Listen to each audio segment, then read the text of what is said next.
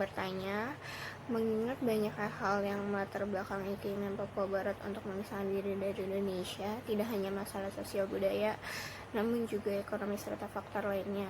Bagaimana strategi integrasi yang seharusnya dilakukan untuk menyelesaikan konflik di Papua Barat serta menghadapi organisasi Papua Merdeka? Menurut kelompok kami adalah pemerintah disarankan mengerahkan aparat penegak hukum yaitu Polri, karena gangguan keamanan di Papua itu hanya kriminal, jadi tidak perlu menurunkan anggota TNI. Lalu pemerintah disarankan agar berdialog dan mendengarkan permintaan dari fraksi-fraksi tersebut, serta memberi penjelasan bagi yang mau berdialog. Nah, pendekatan keamanan di Papua harus diubah menjadi human security, bukan militaristik. Jadi akan tercipta bahwa warga negara Papua menerima hak sebagai warga negara untuk mendapat perlindungan, serta pemerintah juga dapat mengabulkan apa yang menjadi penyebab konflik agar konflik yang ada di Papua Barat itu bisa mereda.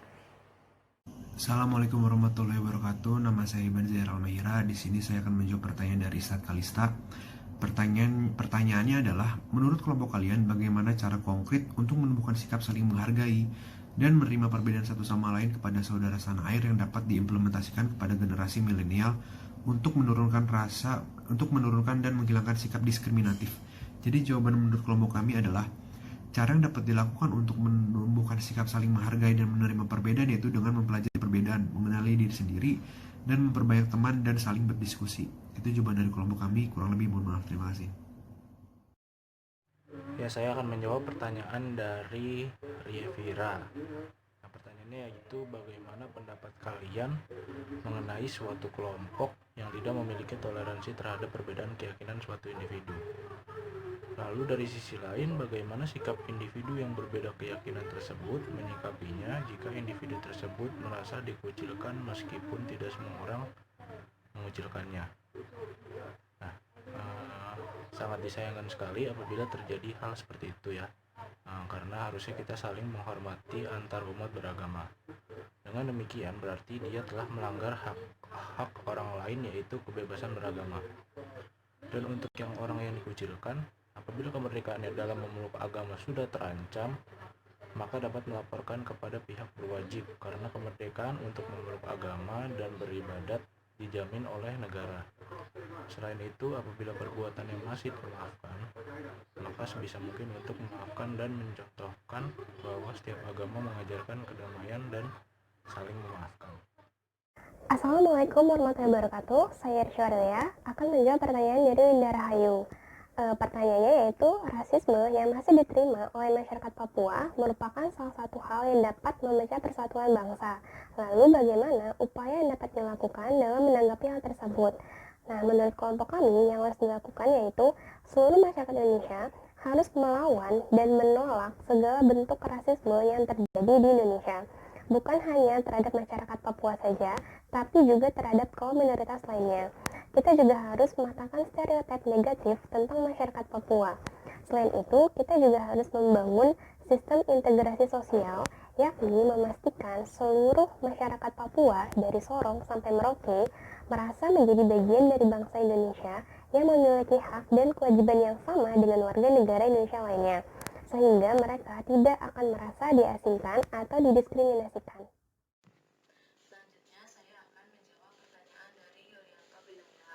Pertanyaannya adalah, kita semua tahu bahwa Indonesia memiliki keberagaman budaya, suku, agama, dan banyak hal-hal yang berbeda-beda. Apakah keberagaman yang dimiliki Indonesia dapat menjadi bumerang atau ancaman bagi Indonesia itu sendiri? Dan bagaimana caranya dalam menghadapi hal tersebut jika malah menjadi ancaman atau bumerang? Jika tidak menjadi ancaman, apakah upaya pemerintah saat ini sudah maksimal agar tidak terjadi ancaman atau bumerang? Menurut kelompok kami, bisa menjadi ancaman karena dengan segala perbedaan yang ada akan membentuk pola pikir dan pola perilaku yang berbeda-beda tiap individu. Nah, cara menghadapi ancaman itu dengan saling menghargai setiap perbedaan, beribadah sesuai dengan agama atau keyakinan yang dianut, saling tolong-menolong, dan membangun kesadaran akan pentingnya integrasi nasional. Saya Nisa Rahmatia ingin menjawab pertanyaan dari Eka Novitasari. Nah, menurut kami, sekilas Bhinneka Tunggal Ika memang menyerupai strategi plurasi karena keduanya memberi kesempatan yang sama pada segala unsur yang ada dalam masyarakat. Tentunya hal ini memiliki kelebihan dan kekurangan. Kelebihannya ialah setiap perbedaan dipandang sama dan berkedudukan sama. Kekurangannya ialah terdapat beberapa individu yang merasa dirinya lebih baik dari yang lain. Nah, berhubung pertanyaan dari apa yang membuat Bhinneka Tunggal Ika lebih baik dibanding ketiga strategi sehingga dipilih menjadi integritas Indonesia itu, ketimbang dipilih mungkin lebih tepatnya disebut. Karena sesungguhnya sejak zaman dahulu Indonesia melakukan ketiga strategi tersebut, seperti candi-candi di Indonesia yang terpengaruh kebudayaan India, corak masjid yang terpengaruh kebudayaan Islam, dan diakuinya beberapa agama di Indonesia. Terima kasih. Assalamualaikum warahmatullahi wabarakatuh. Saya Askia. Saya akan menjawab pertanyaan dari Faras, yaitu terkait dengan keberagaman di Indonesia apakah menjadi ancaman saat ini. Contohnya itu pada suku Baduy. Di satu sisi budayanya harus tetap dilestarikan, yang artinya pembangunan terhambat akibat suku Baduy ini tidak menerima budaya lain. Nah, bagaimanakah pendapat dan solusi akan hal ini? Apakah sebaiknya dilakukan strategi akulturasi atau asimilasi? Nah, namun sebelumnya kita juga harus mengetahui suku Baduy ini lebih tepatnya bukannya tidak menerima budaya lain, tetapi suku Baduy ini ingin melestarikan budayanya tanpa ada pengaruh dari budaya luar. Nah, hal ini memang dapat menimbulkan ketimpangan sosial di mana kita mengetahui daerah-daerah lain sudah terjamah pembangunannya seperti jalanan yang sudah diaspal, kemudian adanya listrik di setiap rumah. Namun masih ada juga daerah yang belum terjamah oleh pembangunan. Dan menurut kelompok kami, daripada menggunakan strategi akulturasi maupun asimilasi, kami lebih memilih menggunakan strategi pluralis, yaitu menghargai setiap perbedaan seperti halnya menghargai budaya suku Baduy ini. Dan untuk pembangunannya, kami berpendapat agar masyarakat diberikan pemahaman yang lebih agar meskipun terjadinya pembangunan, namun budaya tersebut tetap dapat dilestarikan. Kemudian pertanyaan kedua dari Faras, kebudayaan yang beragam dapat mempromosikan Indonesia kepada dunia, salah satunya dengan studi exchange. Namun yang Faras ketahui, perbandingan program pertukaran pelajar yang mempelajari kebudayaan luar negeri itu lebih banyak dibandingkan pelajar asing yang mempelajari kebudayaan Indonesia. Nah, menurut kalian mengapa bisa terjadi? Dan menurut kelompok kami seperti yang kita tahu bahwa pertukaran pelajar itu tidak sedikit persyaratan dan peraturannya. Dan untuk di Indonesia setiap daerah sekolahnya itu tidak semuanya menyanggupi adanya pertukaran pelajar ini. Jadi pertukaran juga tergantung dari siap atau tidaknya sekolah tersebut. Dan persyaratan atau peraturan atau tata cara dan sebagainya dalam pertukaran pelajar salah satunya juga tidak dilakukan setiap waktu. Jadi ada waktunya tersendiri. Nah, setiap negara pastikan peraturan, tata cara, biaya dan lain sebagainya dalam pertukaran pelajar kan berbeda-beda. Jadi menurut kelompok kami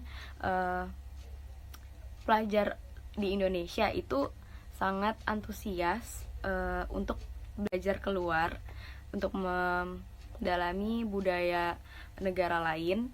Jadi banyak dari pelajar di Indonesia yang ingin dan tertarik, sehingga banyak yang apply untuk pertukaran pelajar. Belum tentu pelajar di sana itu juga antusiasnya sama seperti yang ada di Indonesia. Nah, kemudian untuk contohnya sendiri, saya pernah nonton di seorang YouTuber.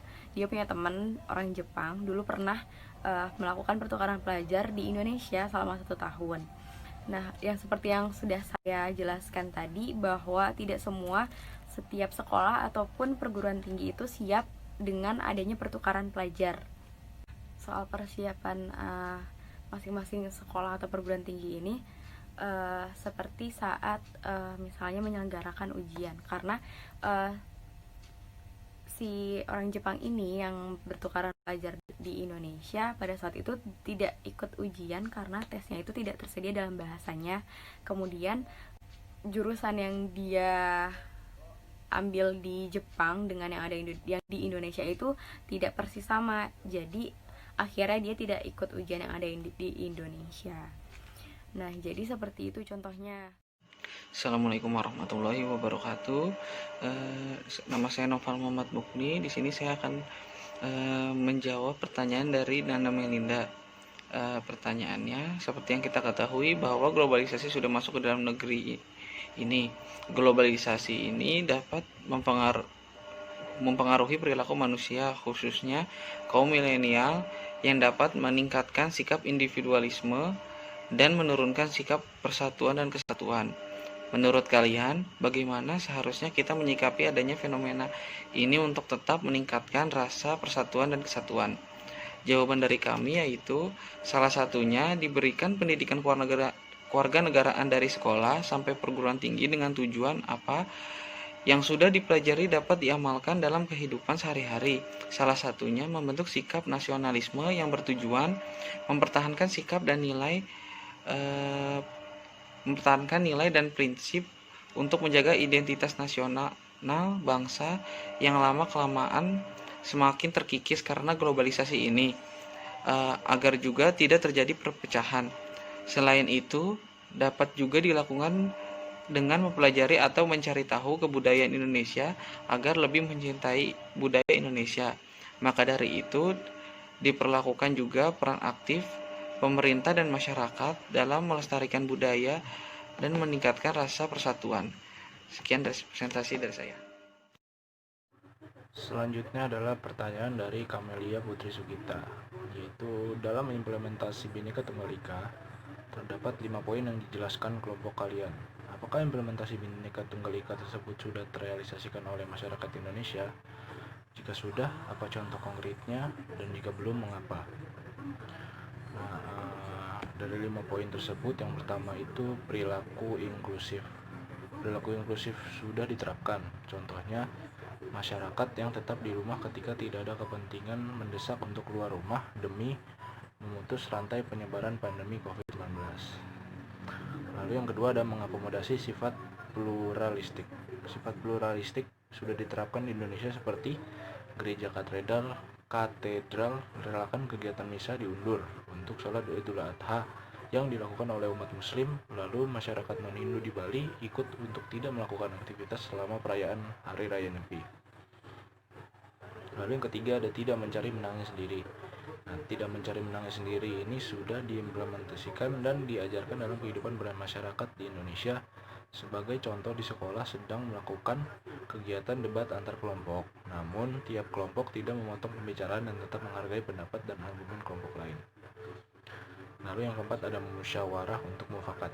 Musyawarah untuk mufakat sudah diimplementasikan dalam kehidupan bernegara. Sebagai contoh, untuk memilih ketua RT atau RW dalam suatu lingkungan perumahan dilakukan musyawarah dan mufakat. Lalu yang kelima ada dilandasi rasa kasih sayang dan rela berkorban.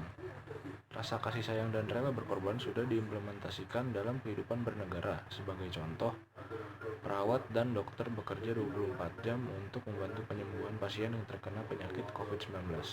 Dan warga berbondong-bondong memberikan bantuan perlengkapan medis untuk perawat dan dokter yang bekerja di lapangan untuk melawan COVID-19. Walau demikian, masih terdapat beberapa individu dan beberapa kejadian tidak mengimplementasikan Bhinneka Tunggal Ika dikarenakan bermacam faktor. Salah satunya adalah rasa egois dan ingin menang sendiri. Assalamualaikum warahmatullahi wabarakatuh. Nama saya Banzair Almahira. Di sini saya akan menjawab pertanyaan nomor 10 dari Revi Harfian.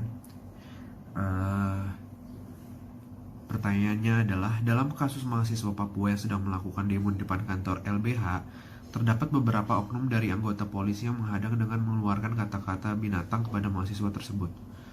Bagaimana tanggapan kalian terhadap oknum-oknum polisi yang seharusnya menertibkan namun justru membuat suasana menjadi lebih panas? Sanksi apa yang tepat diberikan kepada para oknum tersebut. Jadi jawabannya adalah, menurut kelompok kami, hal tersebut tentunya sangat tidak patut untuk dicontoh, karena seharusnya pihak kepolisian mengayomi masyarakat dan menjaga keamanan dalam kasus tersebut. Tentu tindakan yang dilakukan oleh pihak kepolisian tersebut sangat tidak benar, mencoreng nama kepolisian, melanggar sumpah, dan menyalahi kode etik kepolisian. Tentunya para oknum tersebut harus mendapat sanksi yang tepat sesuai hukum di Indonesia dan sesuai dengan sanksi yang diterapkan dalam kode etik kepolisian. Apabila ada anggota Polri yang diduga melakukan pelanggaran terhadap kewajiban dan pelanggaran, dinyatakan sebagai terduga pelanggar dan dapat dinyatakan pelanggar setelah dilakukan pemeriksaan dan mendapatkan keputusan melalui sidang KKEP. Dan sanksinya dapat berupa: pertama, perilaku pelanggar dinyatakan sebagai perbuatan tercela. Lalu yang kedua, kewajiban pelanggar untuk meminta maaf secara lisan dan atau tertulis kepada pemimpin dan pihak yang dirugikan. Lalu yang ketiga, mengikuti pembinaan mental kepribadian, kejiwaan, keagamaan, dan pengetahuan profesi. Dan yang terakhir adalah dipindah tugaskan. Jadi itu jawaban dari kelompok kami, kurang lebihnya mohon maaf, terima kasih.